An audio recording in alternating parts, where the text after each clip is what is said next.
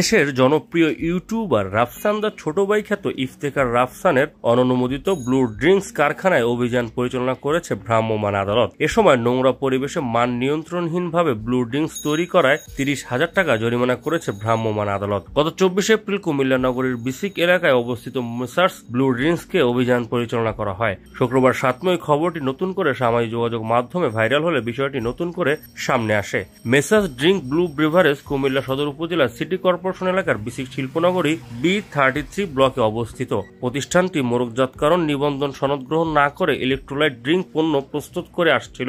এছাড়া কোনো automation machine না থাকার পাশাপাশি নোংরা পরিবেশে নারী কর্মীদের মাধ্যমে কোনো নিরাপত্তা কিংবা ড্রেস কোড ছাড়াই এই ব্লু নামক ইলেকট্রোলাইট ড্রিঙ্কস প্রস্তুত হচ্ছিল। কারখানাটি রাফসান দা ছোট ভাই খ্যাত কন্টেন্ট ক্রিয়েটর ইফতেখার রাফসান পরিচালনা করেন।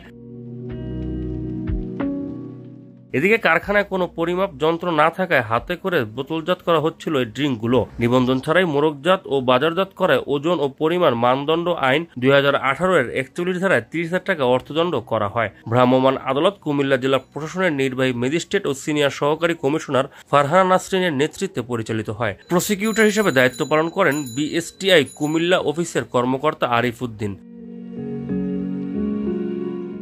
গত বছরের 7 ডিসেম্বর ব্লু নামে ইলেকট্রোলাইট ড্রিঙ্ক ব্লু বাজারজাত করার ঘোষণা দেয় আলোচিত ইউটিউবার রাফসান, যিনি রাফসান দা ছোট ভাই হিসেবে পরিচিত। তখন লিচু ও তরমুজের ফ্লেভার নিয়ে 2 ক্যাটাগরিতে তারা দেশের বিভিন্ন পয়েন্টে বাজারজাত শুরু করে।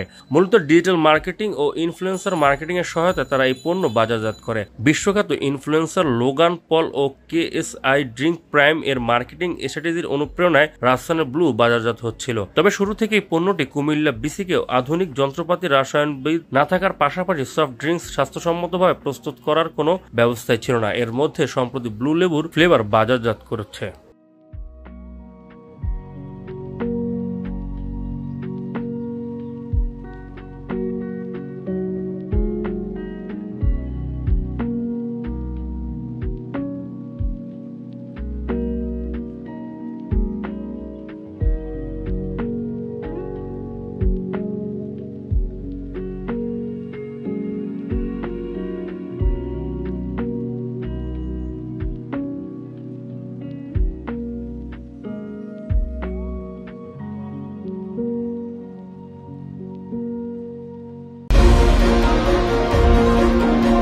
ট্রান্সপেরি নিউজ 24, সত্য প্রকাশে আপোষহীন।